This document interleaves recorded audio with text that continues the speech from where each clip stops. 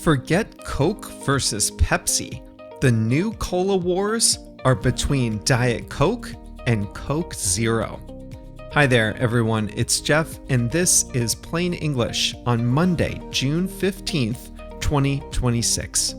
Here at Plain English, we help you upgrade your English skills with stories about current events and trending topics.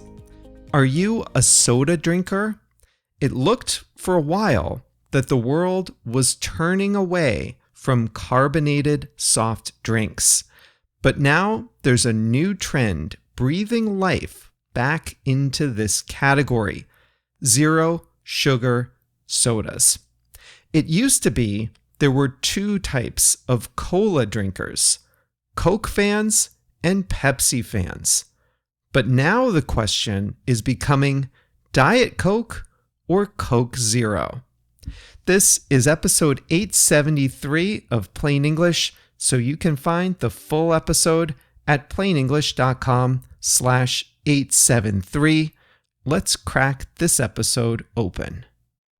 Before we start today's story, I'd just like to remind you that the podcast is just one part of how we can help you upgrade your English skills. At plainenglish.com, you can make faster progress with active learning strategies. You can take quizzes, do activities, listen to the fast version of the audio, watch video workshops, practice what you learn, and even join a live call with JR and me. It's all about helping you build your skills to become a better, more confident English speaker. Sound good? Go to plainenglish.com to start your free 14-day trial today. Now, let's jump into today's story.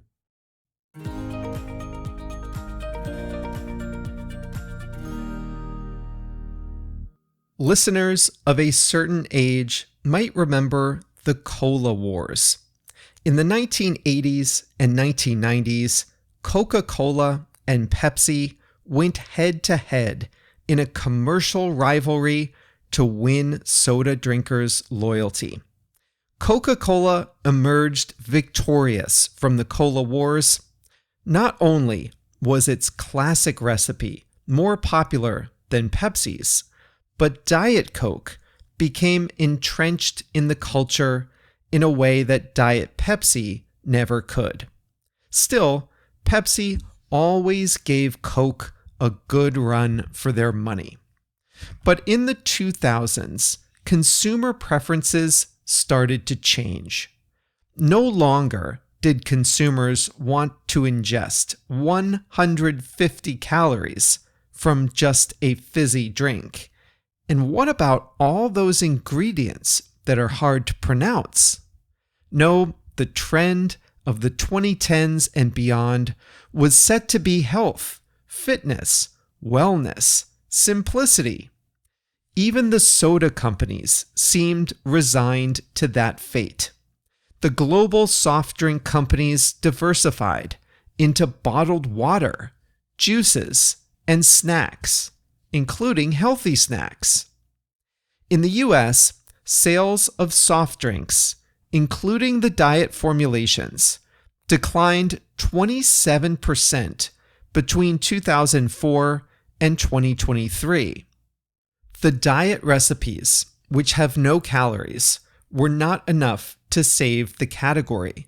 In fact, diet sodas were declining just as fast as the market overall.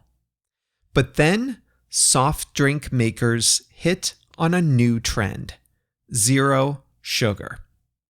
If you're not a soda drinker, you might be thinking, wait a minute, I thought Diet Coke and Diet Pepsi had no calories. You're right, they don't. And with no calories, they have no sugar. But they are their own recipes. Diet Coke has its own taste profile. It's not meant to be a no-calorie version of the original Coca-Cola. Diet Coke uses aspartame as its sweetener.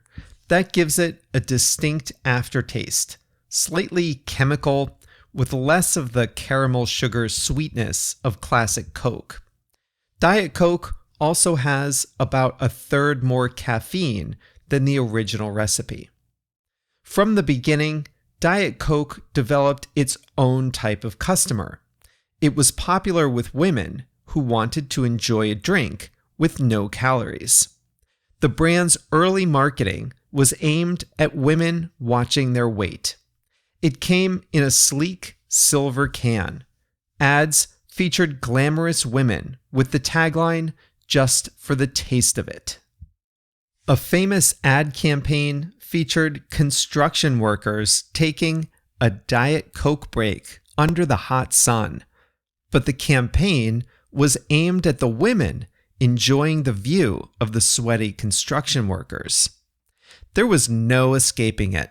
Diet Coke became associated with weight-conscious women, and the association stuck for decades. All this is to say that Diet Coke and other diet sodas were their own thing. They had their own taste and their own market. They weren't going to capture consumers who had switched away from full-calorie sodas. Luckily, though, Coca-Cola and the other soft drink makers had hit on a recipe that did mimic the taste of the original, had the same caffeine content as the original, but had no calories. This is Coca-Cola Zero Sugar. Pepsi, Fanta, and others have their own versions. Many fans of the classic recipe didn't like the taste of Diet Colas, but zero sugar versions taste remarkably similar to the originals, making it easy to switch or to come back. It's the real thing, just without the sugar. The marketing was important too. A lot of health-conscious people, especially men, want a healthier option, but they don't like the word diet.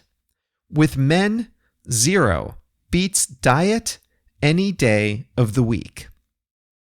Coke and Pepsi marketed their zero sugar products to men and to fans of the original recipes. They changed the packaging to look like variations on the original. Coca-Cola's original can is red with white lettering. Zero sugar is red with black lettering.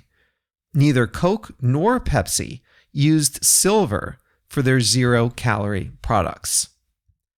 The zero sugar recipe and name worked wonders for the soda industry. The category's long decline has reversed. Now, global consumers are drinking more carbonated beverages again. Coca-Cola Zero Sugar surpassed Diet Coke in sales in the early 2020s, and there's no end in sight. The company said it has seen 14% growth in zero sugar in the last year, while sales of Diet Coke are flat. Zero sugar formulas are also crushing it internationally. The company says that Coca-Cola Zero Sugar is growing in all regions, including 30% growth in Brazil last year. What about Pepsi? Pepsi has its own zero sugar recipe, but it hasn't come close to matching the success of its rival.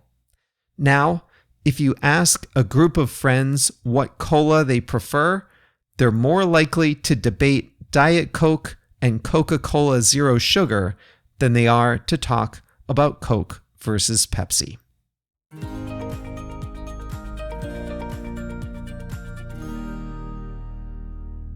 So which one do you prefer? When I was a kid, I was allowed to have one can of Coca-Cola, the classic recipe in the 12-ounce can, after school. Just one, and it had to be before 4 o'clock because of the caffeine. As I grew up, I didn't think much about it. I guess I drank a normal amount of soda.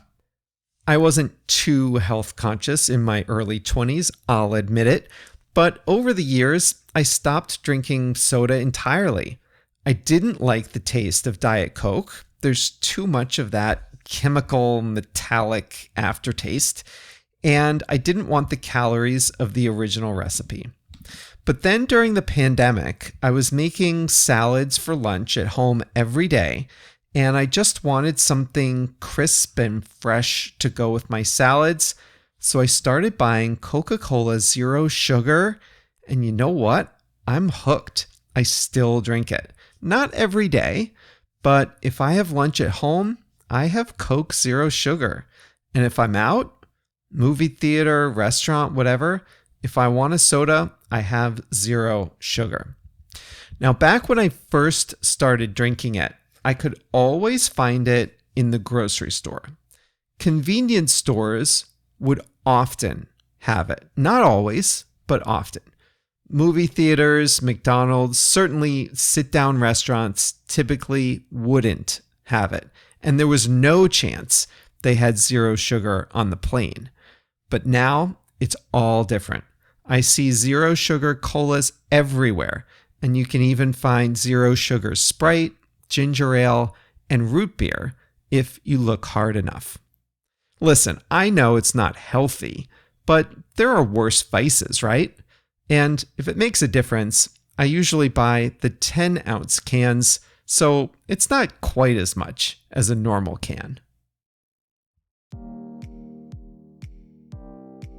If you liked this episode, you might like another one we did. It was a taste test of the hard seltzers that became popular, like White Claw and others. That was episode 474 and 475.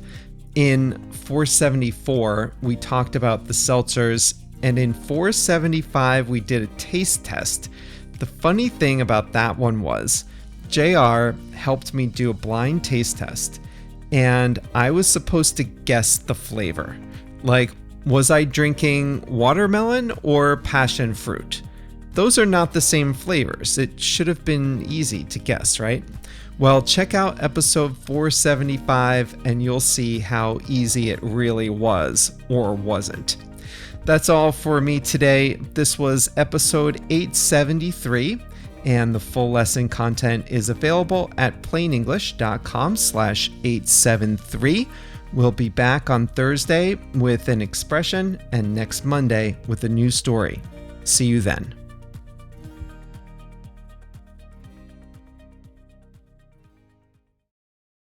Listen up if you speak Spanish, Portuguese, Chinese, German, French, Italian, Japanese, Polish, or Turkish.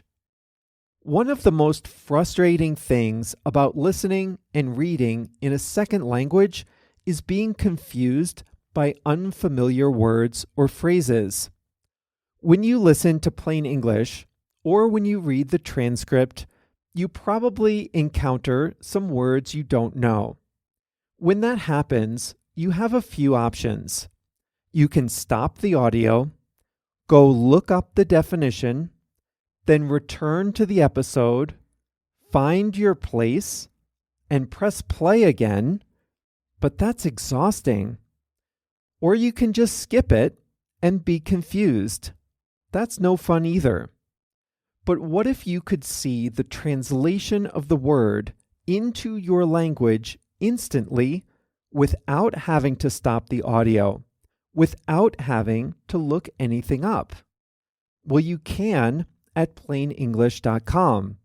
For each episode, we translate about 100 words and phrases from English to 9 languages: Spanish, Portuguese, Chinese, German, French, Italian, Japanese, Polish, and Turkish. And we highlight those words in blue.